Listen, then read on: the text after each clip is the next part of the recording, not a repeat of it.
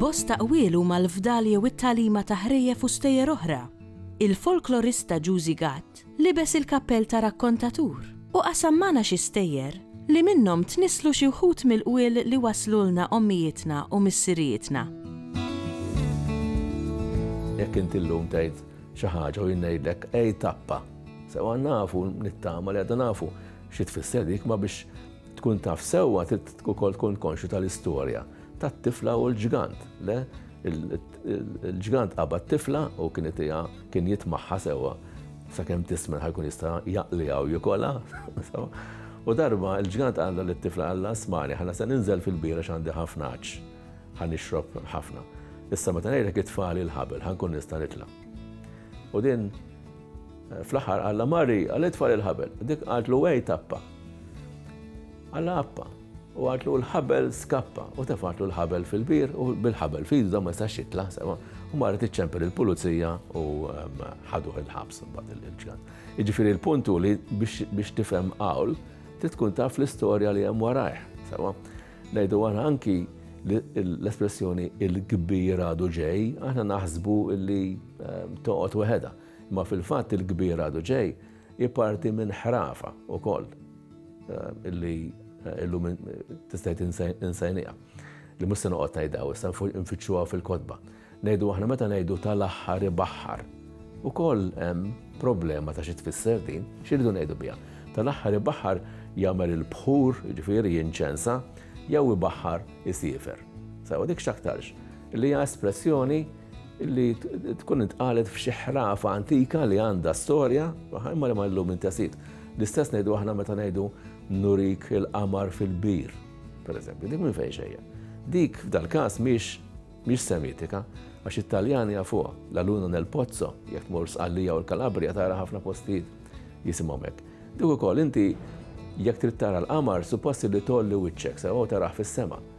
Jekk inti taraħ fil-bir u xi ħadd jgħidlek hemm l-qamar għax ikun qed titħak bik, le, ġifieri l-qamar suppost fis-sema taraħ, mhux fil-bir. Jekk taraħ fil-bir ikun hemm problema. X'aktarx kienet tfisser qabel illi issa ssibu semek, insiblek kappell jiġik jiena, nurjek il-qamar fil-bir ġifieri nitrikjak, ħanużda dik il-kelma. Issa bil-Malti peress dik espressjoni barranija saret tfisser illi imbambalulek dik il-kelma, meta ngħidu issa nurjek il-qamar fil-bir issa tara x'se nagħmellek. Hekk kienet tfisser. Għax l-espressjonijiet jinbidlu, imma jkun hemm sfond. Ikun tajjeb ħafna naħseb jiena li nkunu nafu l-isfond tagħhom u fejn ġej. Aħna għandna wkoll ngħidu aħna ċertu kliem illi juri għarfien ta' leġendi antiki. Ngħidu aħna ngħidu Marzu Marzellu in-nanna ħarqet il-moxtu r-rixtellu.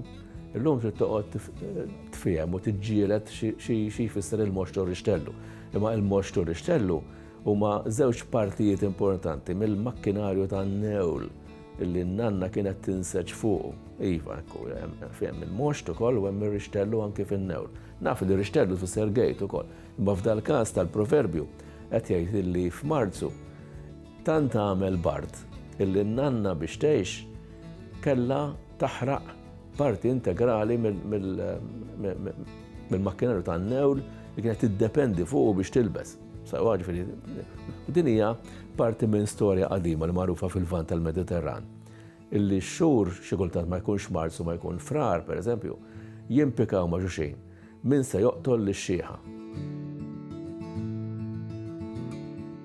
Kien hemm ukoll xi superstizzjonijiet jew twemmini li llum m'għadux daqshekk magħruf insomma. Dik illi kiedulek in-nhar ta' Sibt f'xi ħin jew ieħor trid toħroġ bil-fors ix-xemx. Għaliex kienu jgħidu li nhar ta' Sibt il-Madonna taħsel il-ħrieqi tal-bambin. Allura bil-fors trid ikollha daqsxejn xemx biex nixxifa.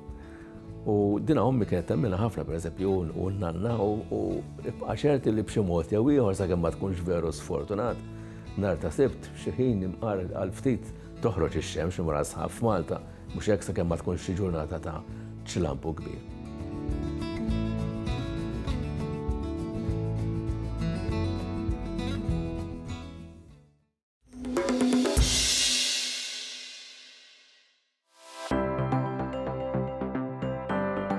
Charles Buttigieg huwa l-awtur tal-ktieb Karamellu tar-raħal t'isfel.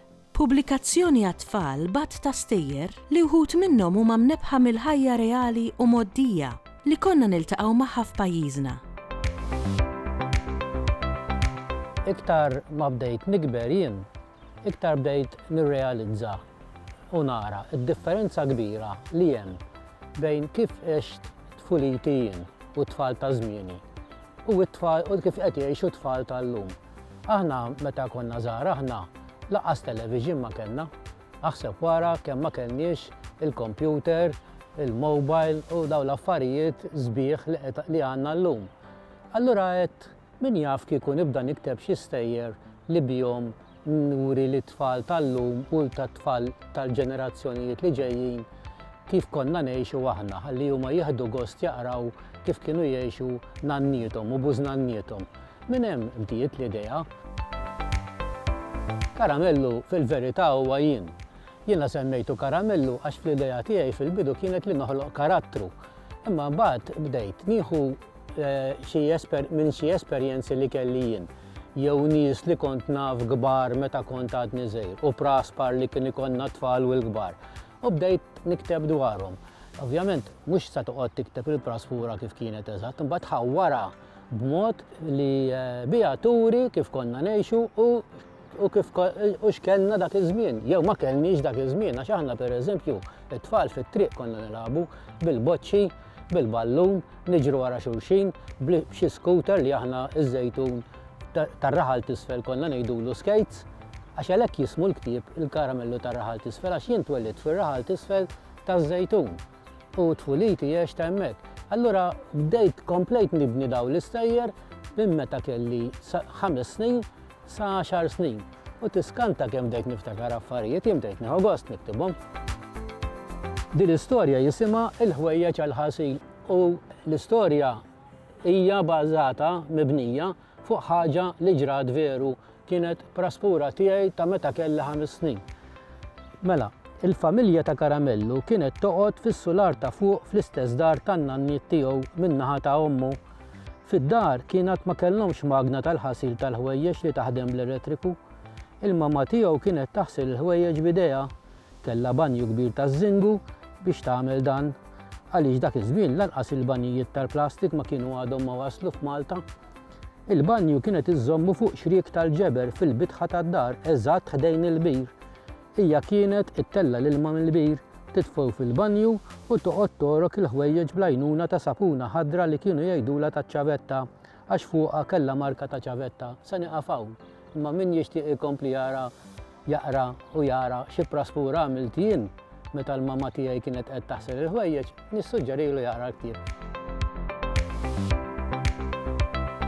Jien tlaqt mill-punt illi jkun għat-tfal bejn 5 u 10 snin, 11 sena, 12 sena, dik l-età. Imma mbagħad meta bdejt nara li qed jinteressaw ħafna fihom anke l-kbar, bdejt niktibhom b'mod illi jogħġbu kemm it-tfal u kemm il-kbar. U l-ktieb sissa milli jidher qed jintoġob sew kemm iż-żgħar u kemm il-kbar u qed nieħu gost.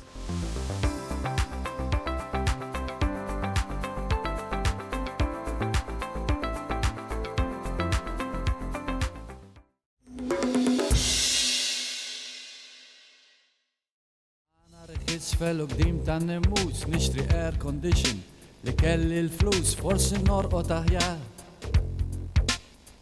U f'xi dwejja f'din id-dar mhux li konta ċi palma f'xi Blue Lagoon. Walter Mikallef huwa fost l-aktar kantawturi magħrufa. It-tim tagħna ltaqa' ma' Walter sabiex jitkixxef dwar is-sena tal-kitba u tal-mużika u dwar it-tlaqqih ta' tnejn flimkien.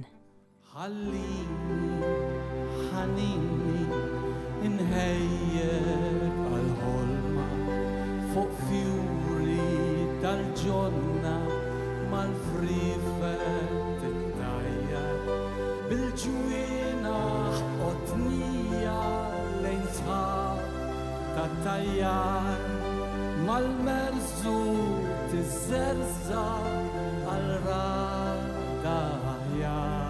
Kantawtur huwa dak il-persuna, raġel jew mara, fil-każ ta' ma tkun kantawtriċi, li jikteb kemm il-lirika u l-mużika u jkantom ukoll. Sakemm ma jibqax imbagħad tiġi x-xita u jfeċ wara żgħir u x-xemx tajnu jħaddar ħajsir wara kbar. Meta konna tfal, għand ommi, kollha konna nkantaw, konna morru passiġġati u nkantaw kanzunetti. Eventualment, bdejt nikteb kanzunetti l-ewwel bl-Ingliż. Tallimt il-kitarra waħdi. Mbagħad bil-mod l-ewwel darba ħadna sehem fil-festival tal-YTC jien u ħabib tiegħi. Hemmhekk smajt kanzunetta li kienet tal-ġen, Ħondoq ir-Rumin jisimha, u tatni d-direzzjoni ta' kif irrid nimxi. Jekk taħdem titġewweġ, aħjar li tiżżewweġ. U taħseb kmieni għal xi żewġ titfal. Hemm min iddabbara kemm inti u l-mara u dawk il-ħlejja li ġew b'xi żball. Normalment jiena nikteb dwar il-ħajja, dak li ngħaddi minnu jien. L-imħabba, l-affarijiet li jdejquni, il-bini eċċessiv li għandna f'dan il-pajjiż fortunatament. In-natura. Dawk l-arba miġbura madwarek fejn huma iż-żgħażagħ ta' żmien. Min huma s-srief li qed bellawlhom it-trab li wassalhom sa tmiem. Fejn hija l-ġustizzja li ħambaqna fuqha u dawk illi ħalfu bis-sew. Għax għalkemm it-tuffiħa sabiħa minn barra, id-dudu nawwara minn ġew. L-għażla hija tiegħi li nikteb bil-Malti u bil-Malti biss issa. Avolja kultant inħarbex xi ħaġa bl-Ingliż, imma inħoss li l-Malti ntuh iktar importanza. Illum il-ġurnata għall-Grazzi tal-Alla hawn ħafna li jiktbu bil-Malti u għandhom kanzunetti tajbin ħafna. Jien hija importanti li nikteb bil-Malti. Rridu nżommu ħaj u kull meta sifirt dejjem smajt kanzunetti bl-ilsien ta' dak il-pajjiż. Għaliex li tagħna allura għamilna żmien ma konniex issib tisma' kien jeżistu, ma konx tismagħhom fuq il-mezzi tax-xandir. U hemm bżonn li nimbuttawhom iktar. U qiegħda tgħid li tħobbni, qiegħda tgħid li jitrid li tixtieq taqsam miegħi ħajjita u dak kollu li ma ħaġġib. Li tixtieq taqsam miegħi ħajjita u dak kollu li ma ħaġġib.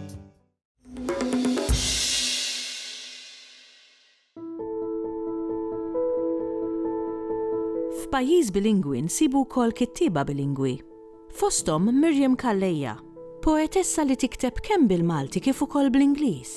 Miriam iltaqgħet magħna sabiex tkellimna dwar il-poeżiji bil-Malti. Nikteb il-poeżiji f'żewġ lingwi għax naqra, nitkellem, naħseb, noħlom u nesperjenza l-ħajja f'żewġ lingwi. Allura tiġini naturali li jiena nikteb bil-Malti u bl-Ingliż. Jgħin il-bilingwiżmu żgur għax inti meta tkun qed tfittex kelma jew meta trid tispjega xi ħaġa li ġralek għandek minflok lingwa waħda għandek tnejn, allura iktar għandek ċans li ssib eżatti kif trid tgħidha din il-ħaġa. Hawn riħa ta' bużbies u x-xemx niżlet bil-kwiet f'daqqa għax daqqu 8 minuti. Eżatt kif qed li hux. Qed tara kif kellek raġun u qed tmellis lin-nokli għax oġbitek riħithom u għadu li sbieħ illum. Fil-verità ma nafx kif nażel il-lingwa. Naf li influenzawni ħafna affarijiet li pereżempju nkun qed naqra jew nara dak iż-żmien Ġeneralment tiġini l-ewwel linja b'lingwa waħda u nkompli. Ġieli u issa dan l-aħħar qed nikteb poeżiji b'żewġ lingwi wkoll, għaliex le. Meta nikteb bil-Malti, naħseb iktar nagħti każ tal-ħoss u l-melodija għax il-Malti għandu dik iċ-ċertu mużika li jiena naħseb li l-Ingliż għandu inqas. Allura meta nikteb bil-Malti nkun qed infittex il-kelma eżatta nagħti każ ħafna tal-ħoss u tar-ritmu. Nikteb fuq kollox propjament, imma naħseb iż-żewġ temi ewlenin huma l-affarijiet li qed jiġru madwarna, pereżempju l-ambjent jew il-politika, u wkoll momenti li niftakar ma' persuni oħra, jista' jkun momenti issa jew ukoll fil-passat. Għajjejt bħat-tfal wara ġurnata rieħ u daħq fil-kampanja, raqda fis-sit ta' wara tal-karozza u l-leħen tommi kalmani. Is-sigaretti ta' missieri u r-radju baxx bil-kemm tisimgħu. Irqatt, bitbissima u kullimkien juġani, rasi tared bir-riħ, it-triq tbenninni u rqatt.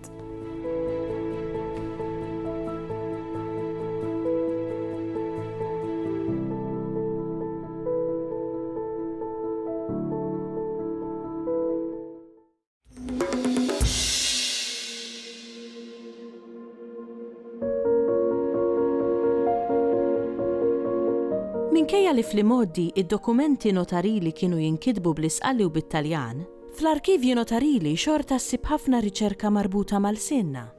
F'din ir-rukna ltqajna ma' Dr. Joanna Bela, storika u fundatriċi tal-Fondazzjoni għall-Arkivji Notarili, sabiex nitalmu aktar dwar l-imkien li fih instabet il-kantilena. L-Arkivju Notarili huwa wieħed mill-eqdem arkivji li nsibu ġewwa Malta, imur lura għas-sena 1431 u għalhekk fih għandek storja sħiħa ta' firxa sħiħa tas-soċjetà Maltija għaliex għand in-notar kulħadd kien imur mill-inqas wieħed dawk fil-marġini tas-soċjetà bħall-ilsiera jew anke saħansitra in-nisa li qatt ma kellhom leħen fl-istorja sa tibqa' tiela sal-Grammastri u l-isqfijiet. Minkejja li dokumenti ħafna minnhom, speċjalment dawk medjevali u anke dawk ta' żmien bikrija tal-żmien il-kavallieri huma miktubin bil-Latin u anke bil-Latin pjuttost dak li ngħidulu legal Latin, dak li kien jintuża min-notara għalhekk huwa Latin imqassar, Latin korrott ngħidulu aħna mhux dak il-Latin klassiku. In-notar il-liġi kienet ma tippermettilux illi niżel kelma illi mhijiex ċara ġewwa l-kuntratt, għalhekk l-Arkivju Notarili spiċċa biex huwa teżor ta' dawn il-ħafna kliem li bil-Malti illi n-notar ma kienx isib kelma għalihom bil-Latin jew bit-Taljan.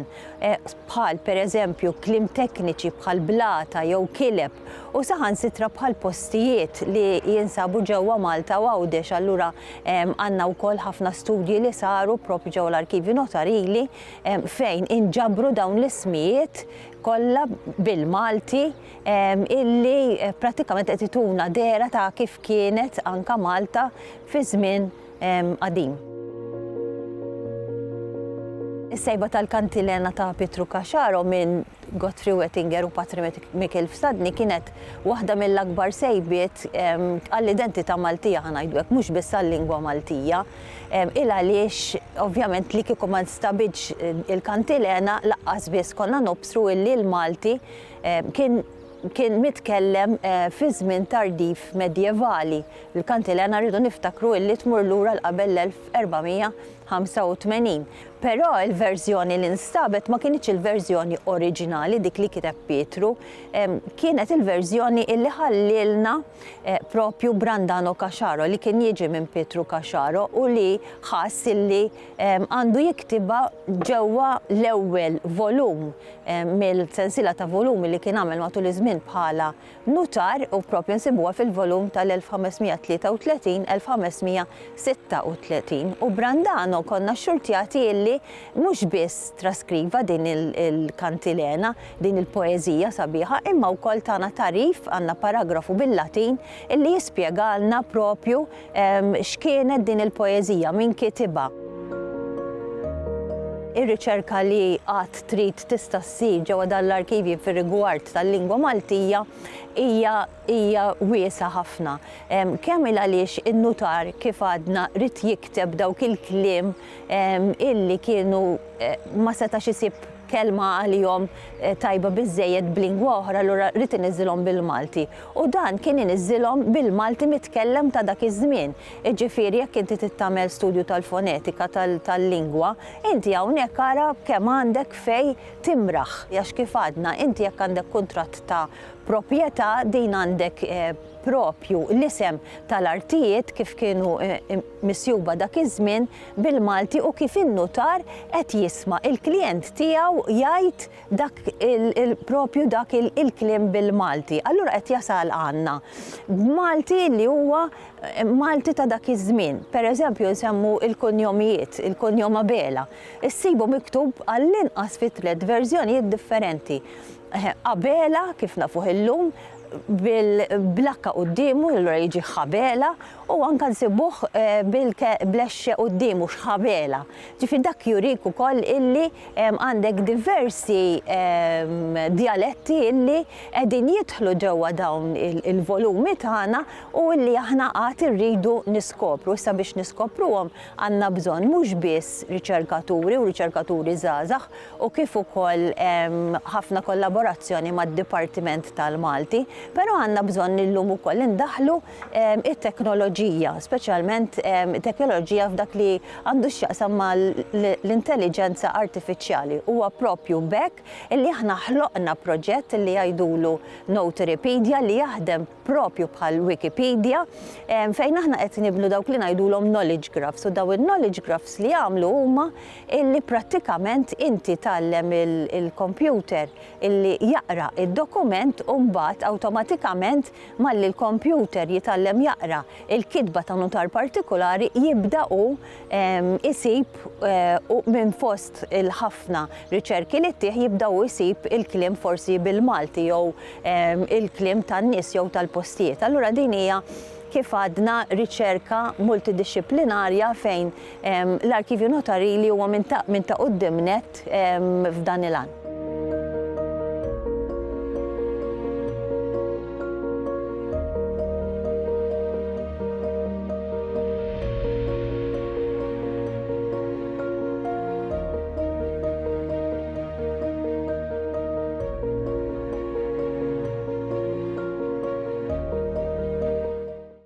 Il-Sinna jixtieq jirringrazzja lill-Aġenzija Nazzjonali tal-Litterizmu, lill-Ministeru għall-Edukazzjoni u x-Xogħol, lill-Kunsill Nazzjonali tal-Ilsien Malti u lid-Dipartiment tal-Malti fil-Fakultà tal-Arti l-Università.